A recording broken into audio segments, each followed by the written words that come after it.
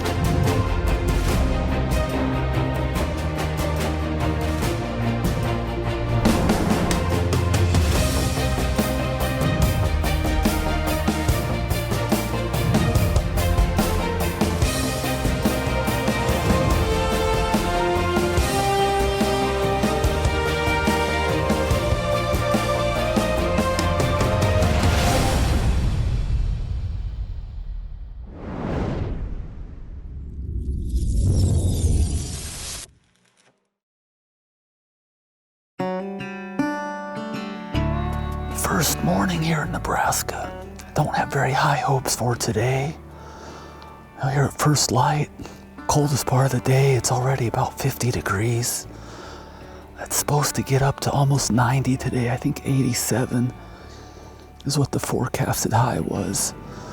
You know, we're sitting in an observation stand here this morning. See if anything comes out in the food plot. I got some stands on the other side as well if the wind shifts out of the north. Just be a good morning just to see what the deer are doing, if anything. And also where we sit is right where this big wood lot to my west empties out. Good chance, deer could pop out right here at the stand too. But tomorrow it's gonna be a lot cooler. Hopefully you'll get those deer moving on their feet.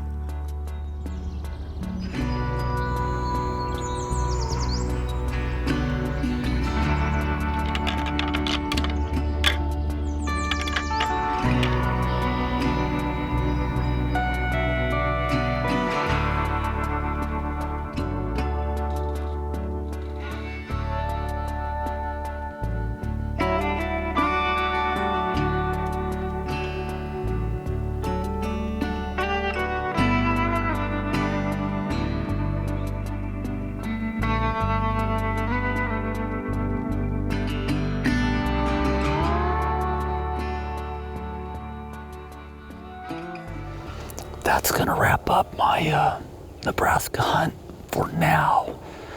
Gonna head out to Iowa here the next couple days. Really looking forward to that hunt. My buddy's got a small property, but he's got some nice bucks. And in Iowa, you just never know what will show up during the rut. I'm gonna try to get back out here after my Iowa hunt. But the season runs till the end of December, so if I can make it out day here, day there, I'll do it.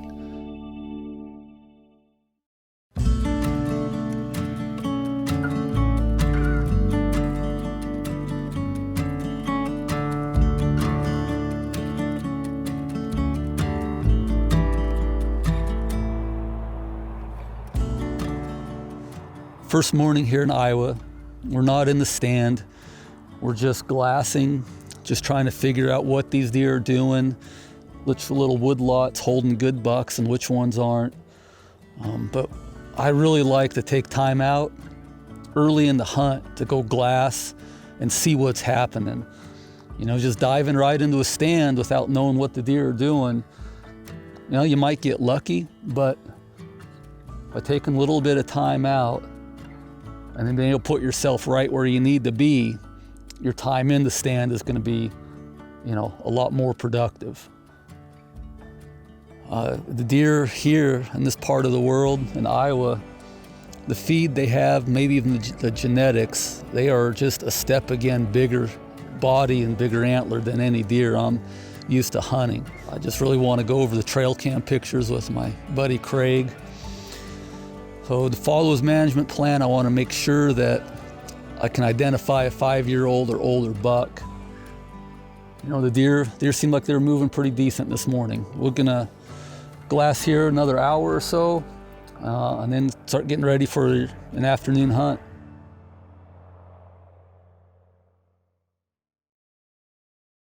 Hello, I'm Trevin Stoltzfus, and welcome to the Wilderness Athlete Minute. One of the hurdles people encounter when trying to maintain a healthy diet is controlling their cravings. Now, snacking isn't bad, but it has to be done correctly. The Wild Kitchen Cookbook has some great ideas on how to snack in a healthy way. One of my favorite recipes is the cinnamon bananas. It's an easy 5-ingredient, 10-minute process. We start with 1 ripe banana, 1 teaspoon of coconut oil, 1/4 teaspoon of nutmeg, and a teaspoon of cinnamon. Start by slicing the banana. Heat the oil in a large skillet over medium heat. Sprinkle the cinnamon and nutmeg evenly over the banana slices. Lay each slice in the skillet and sear on both sides about a minute each. Remove and drizzle with honey, and you have a great alternative to unhealthy snacks. For more information on a healthier lifestyle, visit wildernessathlete.com and get your very own copy of the Wild Kitchen Cookbook.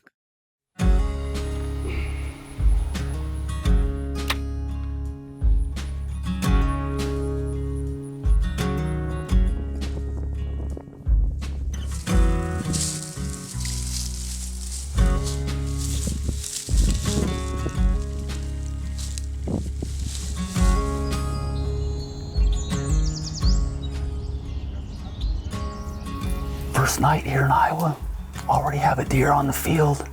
Saw some good bucks leaving this bottom, heading up into the cover this morning when we were glassing. You know, hopefully one will come back in, even though it's the first night. If I get a good buck, gives me an opportunity, I will not hesitate to fill my tag first night.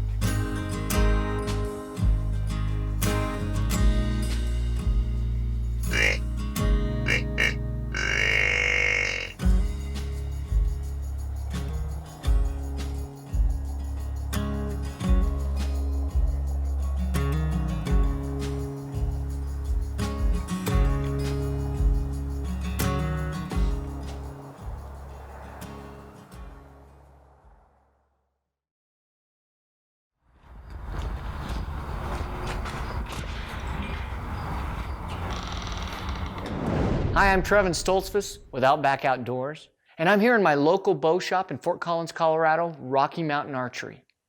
Welcome to today's Wasp Tech Talk.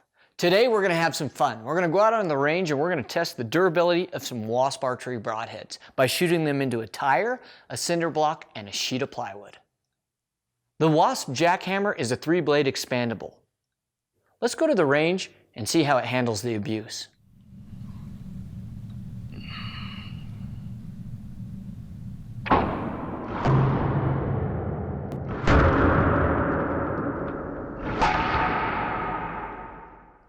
The 3-blade jackhammer hit hard in this durability test. It got decent penetration on the tire, had no problem with the plywood sheet. Although it didn't blow through the concrete cinder block, the broadhead stayed together. For more information on the jackhammer and the full line of fine products from Wasp Archery, visit wasparchery.com and fling the sting.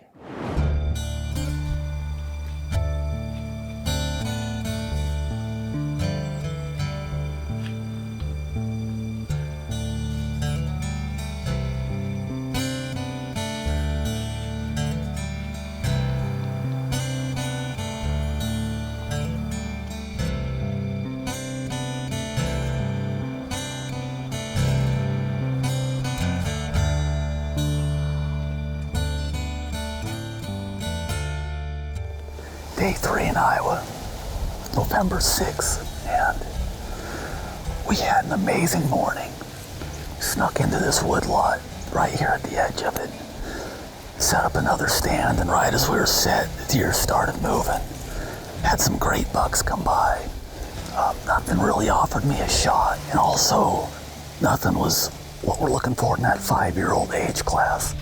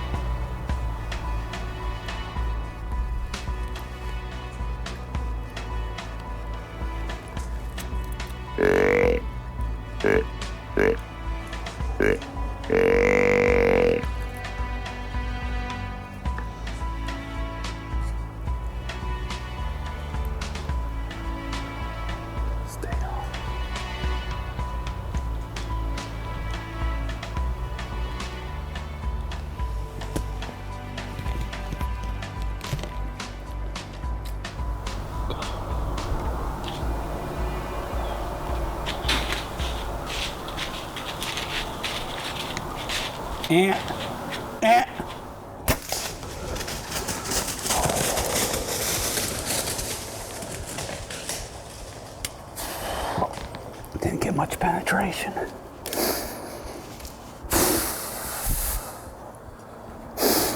I hope I got enough penetration.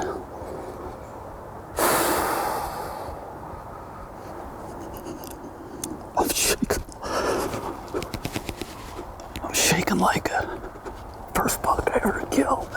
I'm shaking so bad. That's the buck. Since I've known Craig, I met Craig 6 years ago, and he was sending me pictures of this freaky buck he called unicorn. He used to have these big like stickers coming off his brow tines like a unicorn. He's always had a goofy rat. And this year, we think he's a 10-year-old deer, at least 9. And my whole goal of coming here to Iowa, I'm shaking like a freaking kid. I got that little cold, now the adrenaline's going through. I can't believe he came in. That's a 10-year-old buck, and my whole thing coming to Iowa was just a chance to hunt a mature buck. And I've never been anywhere where there's known 10-year-old deer running around. And have that 10-year-old buck come in, put an arrow in him is just, the highlight of my whitetail career. I just hope that arrow got enough penetration.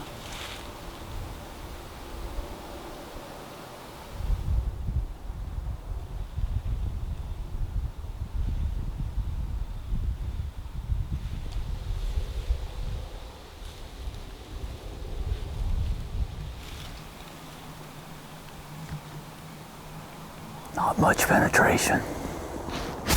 Let's give it a good 3 hours. Maybe that broadhead got in deep enough to do the job, but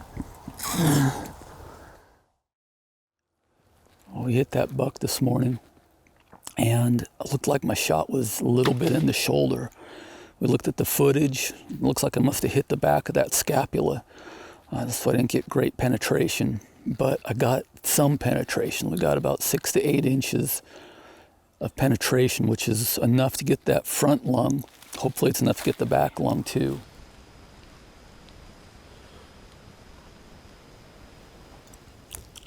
He's dead right there.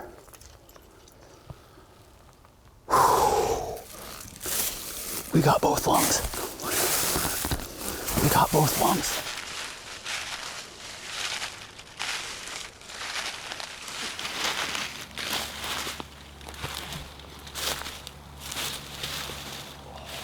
Well, my Iowa adventure has come to a close, and just what a privilege, what an opportunity to hunt a farm where there's no 9, possibly 10-year-old deer is incredible.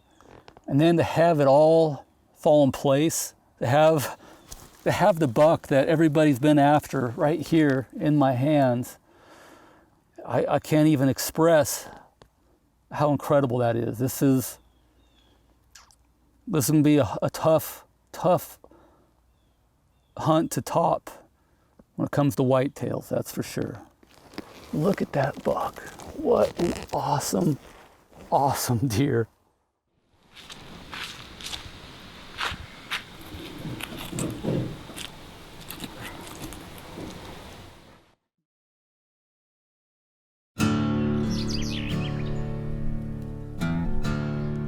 Well, Charlie and I just drove all night from Iowa, tagged a beautiful old mature buck in Iowa, got him taken care of yesterday, hit the road a little bit after dark in Iowa and got here just in time to get into the stand. So we're taking turns driving. Neither one of us have had more than probably 2 hours of sleep. But got some deer moving out here right now. After returning to Nebraska for one last effort on Swanson Lake Ranch before rifle season, my cameraman Charlie had to get back home, and I had some rifle hunting clients coming in for the opener of Nebraska's rifle whitetail season. After the work was done and my hunters had tagged out and left, I put on my Blaze Orange, grabbed the camera and my bow, and I headed to the stand to see if I could self-film arrowing a mature Nebraska buck. Somehow to Highway 95. Cool. During the last couple days of the rifle season, I had a few encounters with some good up-and-comers. But sticking my management plan, I let some great young bucks have a pass. Shooting with the camera and knowing what their potential for next year will be is almost as much fun as shooting with my bow. And make it early fall. And bring a good horse and a rifle, and that's all. As the rifle season wound down and the temperatures continued to drop, and the deer movement continued as bucks sought to find any does that had yet to be bred. With archery season picking back up and a favorable wind, I once again climbed the stand, hoping to cap off my season with one of my target Nebraska bucks.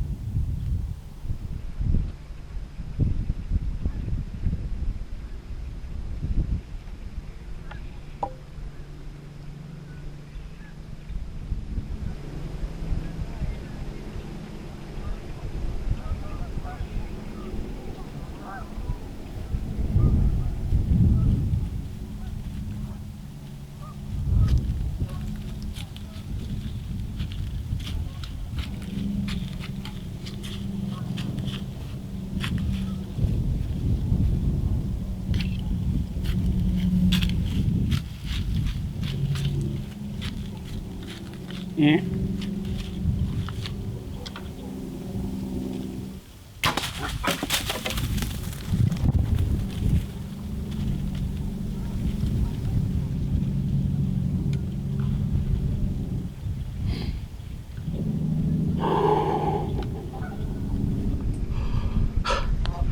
just put an arrow in dwarf. Oh, that was incredible. I saw him come out of the tree line 400 yards away. I hit him with a grunt once, he didn't hear me. I hit him again, just came in on a string. Self-videoed, I can't believe it, that was awesome. I see the knock. I see the knock. I hope the deer's with it. Well, he didn't go too far at all. Didn't go too far at all.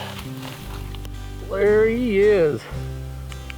He's a great old buck.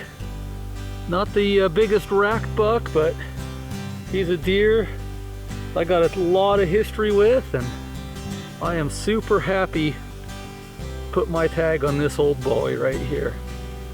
What a great buck. Reflecting back on the season, there's so many things to be grateful for. The opportunity to take a truly mature Iowa deer with my buddy Craig goes without saying. But even more spectacular was employing hunting tactics specific to what the weather and the deer were doing at the exact time. Harvesting a 10-year-old ghost in Iowa was something I'd only dreamed about. Then, on top of being able to head back to the property in Nebraska and patiently wait for just the right time and just the right buck, making the shot was the easy part of this hunt. And being able to capture it all on film and share my adventures makes this deer season one I will remember for the rest of my life.